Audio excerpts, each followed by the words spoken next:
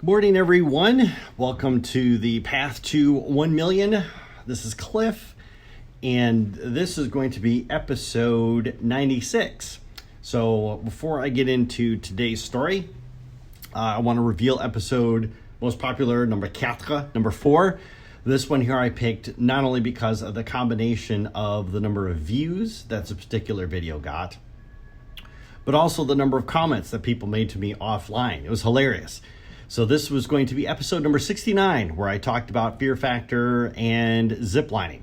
The moral of the story was that when we were ziplining in Gatlinburg, Texas, there was a lady in the family that was next to us, and she was absolutely out of control. And every time that she would do her zip line, she was going so fast, and she would make it to the end of the zip line and the stand where we all were. She would crash into the stand. Her feet and legs are flying everywhere. She's almost knocking people off the stand. Anyways, the gentleman there that was working for the ziplining company called it and said, "I'm sorry, ma'am. You're just, you're out of control. You're obviously too scared. You cannot do this." And they removed her from the course. And I gave him kudos and I gave him props for that. And one of the things that I thought was interesting, a lot of people commented on that. It's not so much because of the topic in general, but because of the sunglasses I was wearing. I got so many comments from people asking me if those were female sunglasses, and yes, they were.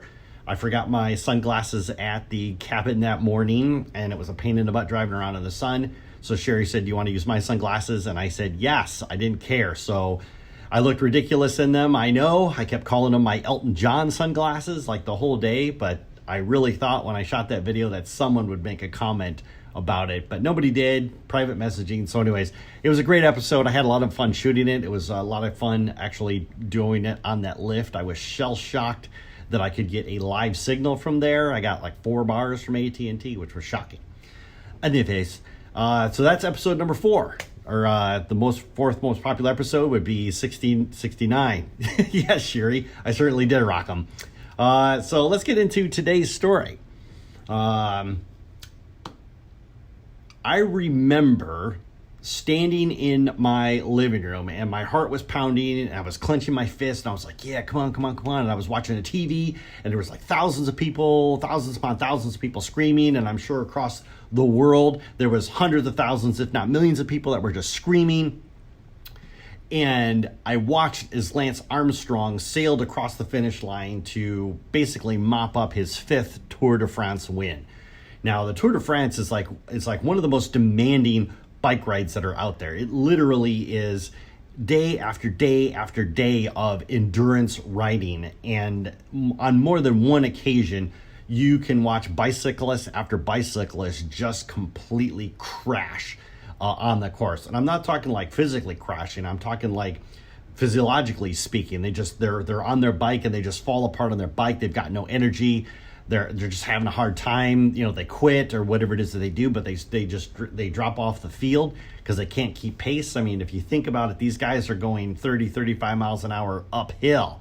So for Lance to rock this thing 5 times in a row, to me was it was a miracle. But then when you cap on, when you take a look at, Lance's history, where he came from, the fact that he was diagnosed with cancer and he had to fight his way back from that cancer to get back. And then he finally was able to sit on his bike and go into the Tour. Doctors told him that would not be possible, but he defied them anyways. And he got back onto his bike. He started competing professionally again. On his first Tour de France, he lost it. He really wanted to, win that thing. And he somehow or another got connected with another coach who helped him put together an overall strategy of how to win the Tour. And that's when he suddenly got into this whole other world of doping. We all know how the Lance Armstrong story turned out.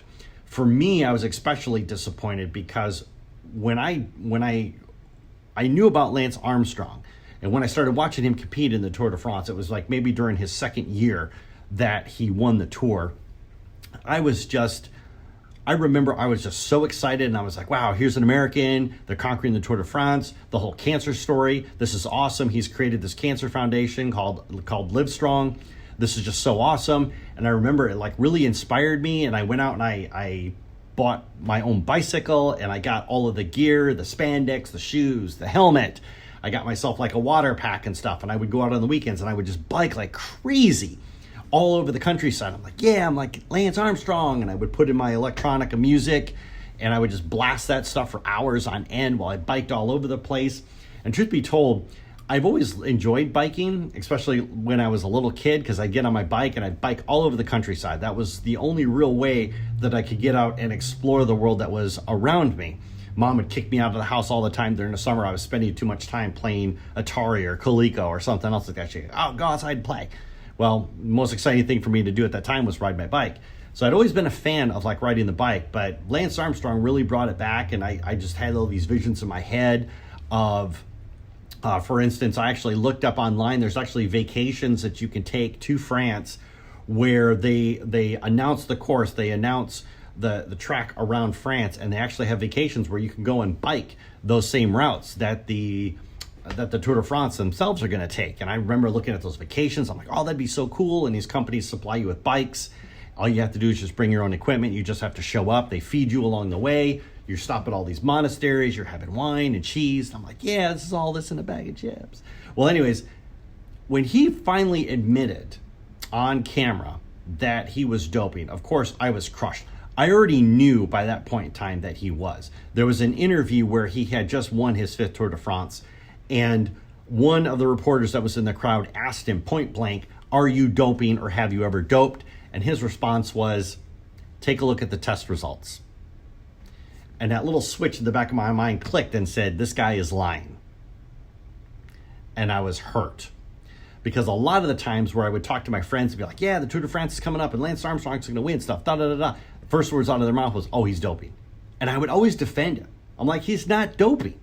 They even had a television show that they put on TV that talked about how, physiologically speaking, Lance Armstrong is able to win the Tour de France. And it actually walked through step by step by step how his body metabolizes fat and how his lungs breathe and all this other stuff. And I watched that thing like crazy. I studied it so I would have more ammunition to go out and be able to defend him.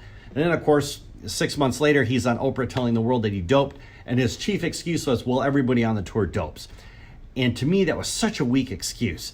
And I had put him on the pedestal. So I had totally acknowledged that it was my fault that I put him in such a position inside of my life where he could have such an inspirational meaning on me. And the thing is that I know human beings are flawed. I know that people make mistakes, but it just seemed like from him, being a father, being a husband, he started this cancer foundation, he was winning the tour. I mean, that right there, he had a very compelling story, and that made me fall in love with him as a potential hero. But then he fell off that pedestal, and I just felt like everything after that point was just a pure sham. I really did. And I was hurt. I was crushed by it. And I just remember like years went by, and I don't know. I kind of eventually fell out of favor with the tour. I stopped watching it on TV. All of my heroes from the Lance Armstrong days, all those guys got bounced out the following year because every single one of them came up positive for doping. Like Jan Ullrich, if you guys know anything about the Tour de France. Jan Ullrich was Lance Armstrong's chief competitor in every single tour. It was always Lance Armstrong first, Jan Ullrich second. And Jan got bounced. Everybody thought he was going to win the Tour de France after Lance announced his retirement. But like I said, he failed a drug test. So it was time after time after time that, you know, I was just disappointed because I just felt like I invested all this time and all this energy in defending him, and he let me down. And it would be years later before I finally found somebody else to put on that pedestal. So in a way, I kind of have to thank Lance Armstrong because he did me a favor. Because the thing is that if I try to live up to somebody else's ideals or somebody else's expectations, I'm always going to fall short. And you know what? Something is always going to come out where they're a bad person, or they did something wrong, or they said something 50 years ago that they shouldn't have said. Now, the person that I put on that pedestal was my ideal self. Who is the person that I want to become? Who is the man that I want to become? Who is the lover that I want to become? Who is the community leader that I want to become? And that's the person that I put on top of the pedestal. Because I already know him. I already know his flaws. I already know his characters. I already know that he wouldn't do anything stupid like doping. But that gave me an opportunity to be able to sit there and say, you know what, Cliff, instead of aspiring so much to be like other people, why don't you aspire to be the best person that you can be? Anyways, that's my story for today. I hope you guys enjoyed it. Thank you guys for stopping by and watching. I will see you again tomorrow with another story. Have a good day. See ya.